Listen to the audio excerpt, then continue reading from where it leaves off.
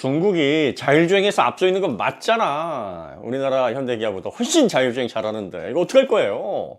큰일 났어요. 이거 배워야 된다고 하는데 이거는 진짜 배워야 되는 거 아닙니까? 현대기아 깡통만 잘 만들면 뭐합니까? 자율주행이 앞으로 중요한데 자율주행 없으면은 앞으로 차 안 살 건데. 중국 자율주행 가서 보고 사람들이 영상 올린 거 보니까 정말 무시무시하던데요.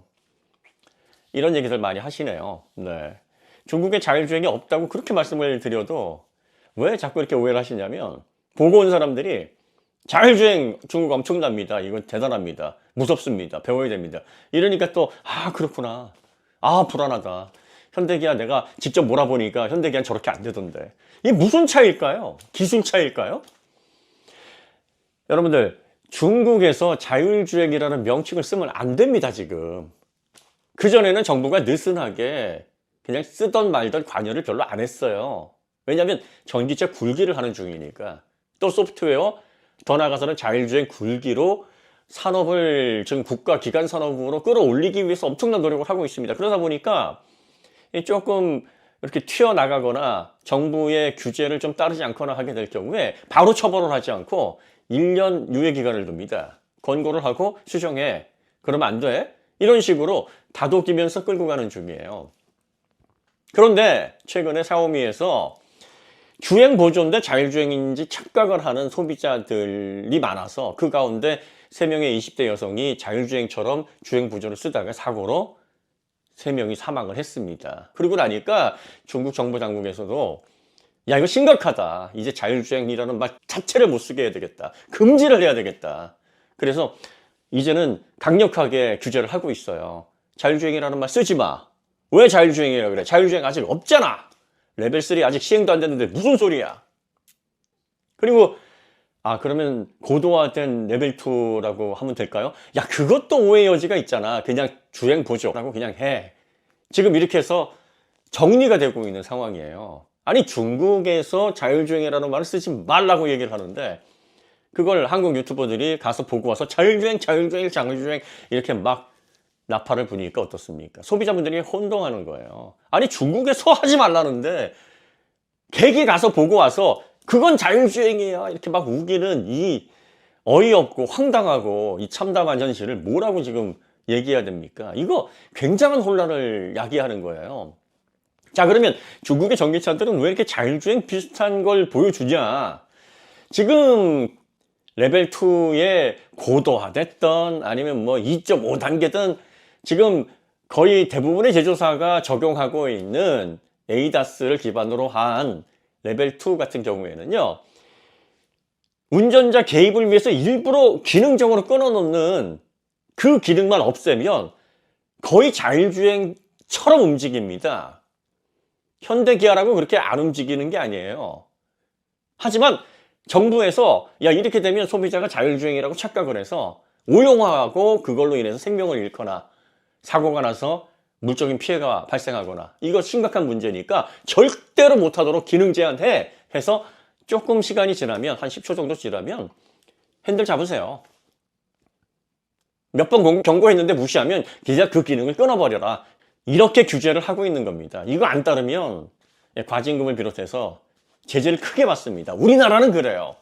근데 중국은 지금까지 어땠냐면 중국에도 그 법안이 있습니다. 그렇게 하게 하면 안 돼. 끊어야 돼. 어시스트 계속 할 수 있도록 경고해야 돼라고 했는데 많은 제조사들이 처음에 출시해서 인증받을 땐 그렇게 하다가 이걸 시장에 내놓을 때는 소프트웨어 업데이트로 그걸 풀어버려요. 그러니까 그게 풀리면 지금 거의 레벨 2 단계의 주행 보조가 레벨 3 초기 단계 수준에 근접해 있거든요. 그러니까 손을 놔도 계속 제재만 안 하면, 자동차가 그 기능을 제한만 안 하면 자율주행 비슷하게 움직이는 것처럼 보입니다. 그러니까 어떻습니까? 소비자들이 보고 얘는 계속 손 안 잡고 가도 되네. 근데 얘는 가다가 잡으라고 하는데 기술이 부족한가? 이렇게 오해를 하는 거예요. 그러다가 정부의 건립은 어떻게 되냐면 야, 너희들 왜 이렇게 풀어놨어? 이러면 안 된다니까? 그러면 아유, 죄송합니다. 몰랐습니다. 저희가 다시 예전에 규제대로 맞춰놓겠습니다. 이러면 되는 거예요. 그럼 과징금이나 그걸로 인해서 처벌을 받거나 규제를 받거나 그러질 않아요. 지금까지는 중국 제조사들이 그런 식으로 해온 겁니다. 그러다가 샤오미의 사고가 발생을 해서 정부에서 모아놓고 다시는 이런 말 쓰지 마! 금지야! 이제는 운전자 개입을 위해서 철저하게 규제에 맞게 하고 레벨 3가 되면 자율주행이라고 그때 광고를 해 라고 발표를 한 이후부터는 이제 제자리를 찾아 돌아가고 있는 중이에요. 어떤 분들은 나 중국어 못해서 몰랐어. 아니에요. 여러분들 우리나라에서 보도 많이 했습니다.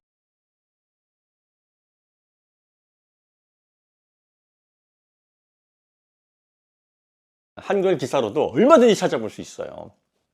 그런데 왜 아직도 그걸 오해하냐면 중국에 가서 그거 조금 경험하고 온 사람들이 자꾸 이거 자율주행 엄청납니다. 야 대단합니다. 여기까지 왔군요. 중국이 진짜 깜짝 놀랄 만한 수준이로군요.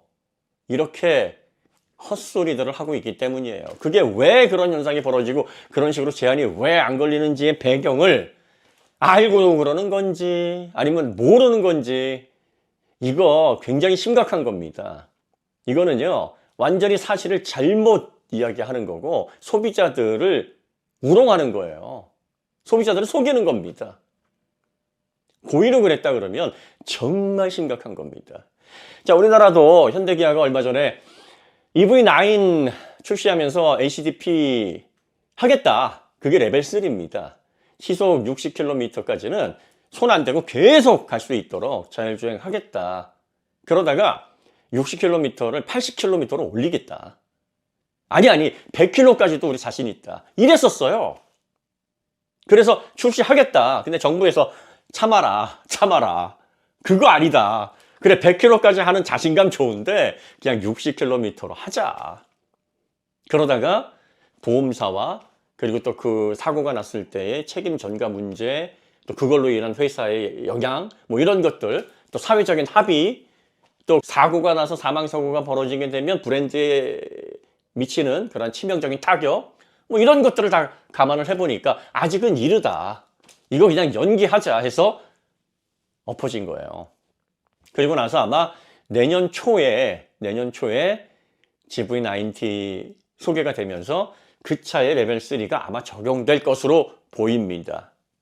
그러니까 지금 현대기아에서 하는 HD2도 정부의 규제, 야 이거 아직 레벨 3 아니니까 운전자 개입하도록 강제적으로 개입해서 끌어놔야 돼. 어시스트 하도록 경고하고 안 되면 그 기능을 정지시켜야 돼.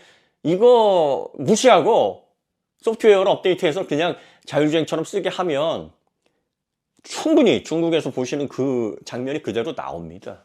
그런데 그렇게 했다가는 어떻게 됩니까? 우리나라는 규제에 따른 제재, 또 그거에 따른 처벌, 과징금 이런 것들이 굉장히 크고요. 또 거기에서 샤오미와 같은 사고가 발생하게 되면 브랜드에 입는 타격이 엄청납니다. 그러니까 절대로 그걸 무시하고 시행할 생각조차 안 하는 거고, 중국은 워낙에 많은 제조사들이 지금 첨예한 경쟁을 하고 있고 서로 돋보이기 위해서 애를 쓰고 있고 정부에서도 어느 정도 그걸 묵인해 왔기 때문에 그런 분위기가 가능해서 마치 자율주행이 지금 시행되고 있는 것처럼 보이도록 하고 있는 그 혼란 때문에 그걸 보고 와서 잘못 전달을 하는 거예요. 절대로 지금 중국에 자율주행 없습니다.